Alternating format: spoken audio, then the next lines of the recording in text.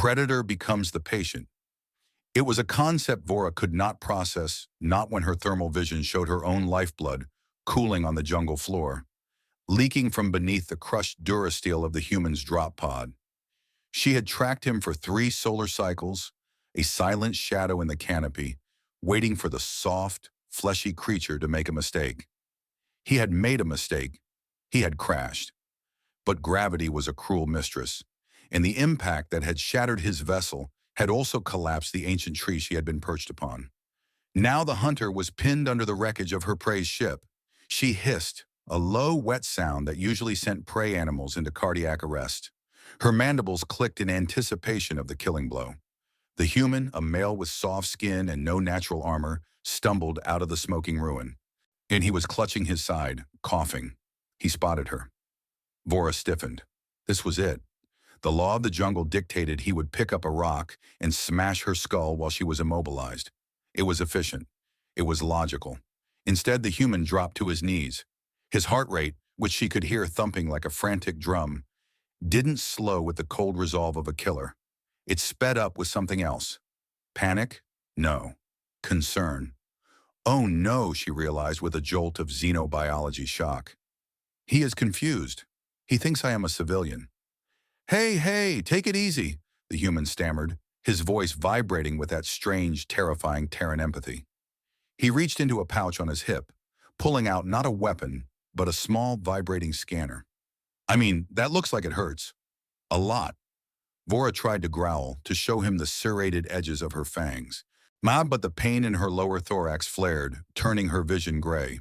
Her bioluminescent scales, usually a camouflage pattern of greens and browns, betrayed her weakness by flashing a pale, sickly violet. Don't try to move, he said, stepping closer. The heat radiating off him was intense. Mammals ran so hot, wasteful furnaces of energy. He placed a hand on the wreckage, pinning her. He pushed.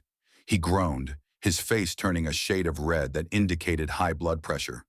But the metal groaned with him. It shifted just an inch. Enough for Vora to drag her crushed legs free. She collapsed, panting, expecting him to kick her away now that the immediate obstacle was gone. Here, let me see, he said, kneeling beside her. He touched her. It was the culture shock of the century. His hand lacking claws or scales. Ikra felt impossibly soft against her armor, yet the grip was firm. He wasn't checking for weak points to strike. He was checking for structural integrity. Get away, soft meat, she rasped, her translator collar sparking. Yeah, I'm the worst, he muttered, ignoring her threat completely. He uncapped a canteen. But right now you're leaking hydraulic fluid, or whatever blood is for you people, all over my crash site. Drink this. He held the vessel to her mandibles. Water. Pure, filtered water. In the jungle, water was currency, life, power. He was giving it away. The human bond, she realized with a start, was not about exchange.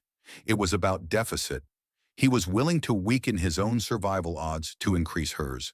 It was evolutionary suicide. It was the most captivating thing she had ever experienced. Just as she lapped at the water, the jungle went silent. The heavy humidity seemed to freeze. Vora's hearing, sensitive enough to hear a beetle walking on a leaf a click away, picked up the sound first. Chittering. Hundreds of legs on bark.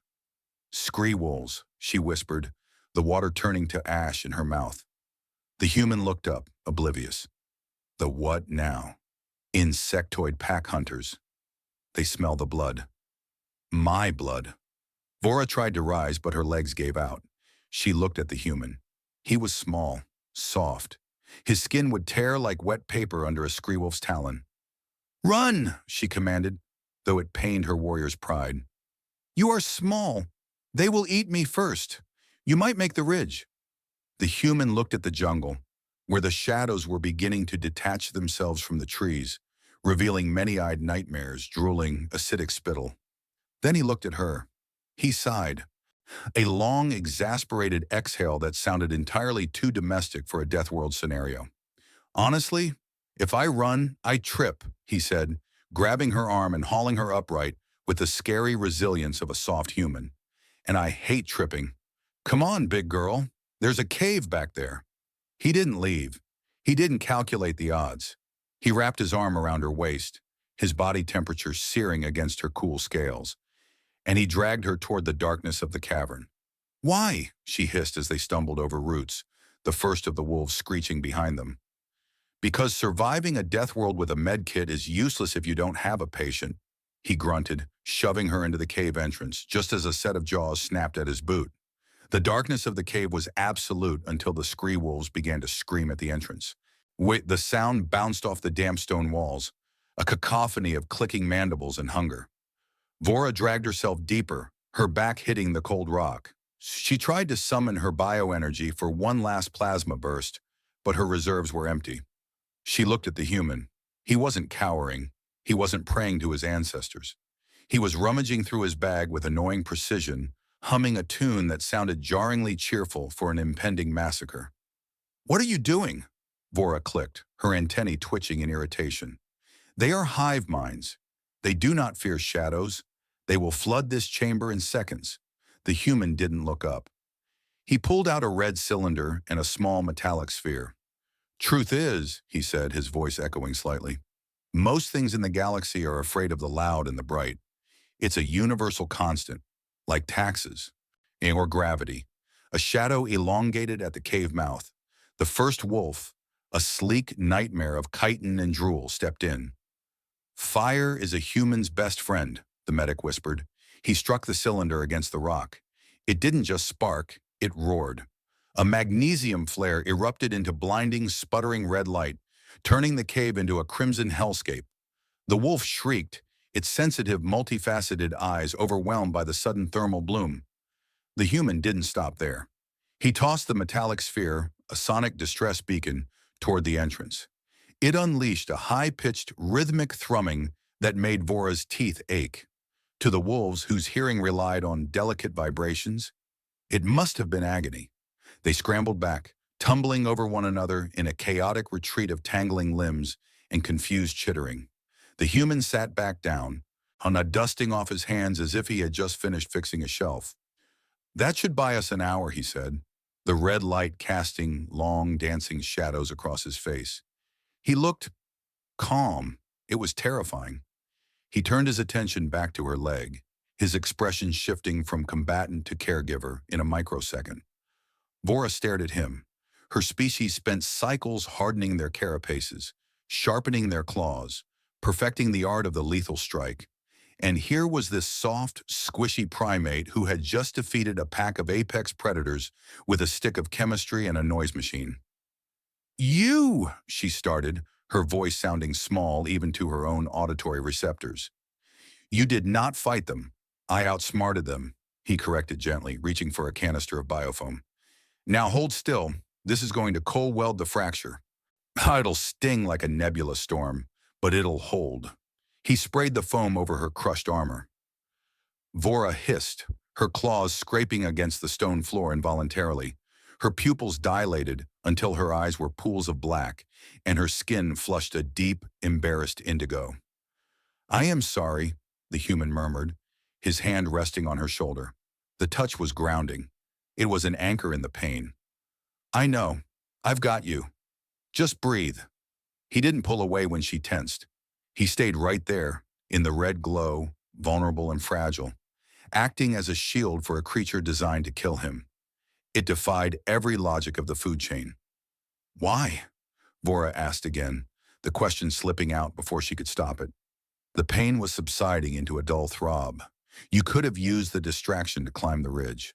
You stayed." The human looked at the cave entrance, horn where the flare was beginning to sputter and die.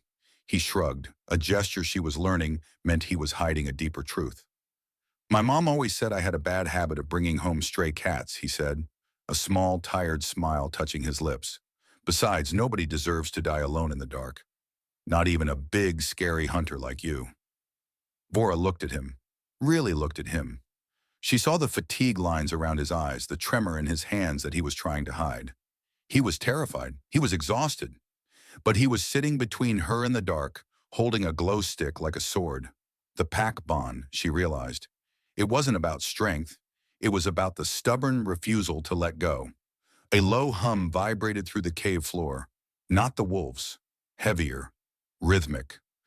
That sounds like my ride, the human said, tapping his comms unit. As the heavy lights of a drop ship cut through the jungle canopy outside, illuminating the retreating forms of the scree wolves, Vora realized she had failed her hunt. She had not secured a trophy, but as the human helped her stand, lending her his shoulder, a fragile, bony thing that somehow bore her weight, she decided the trade was acceptable. She had learned a lesson that would rewrite the xenology textbooks of her people. Claws could cut and teeth could tear, but the most dangerous thing in the galaxy was a human who had decided you were family, because they simply would not let you die.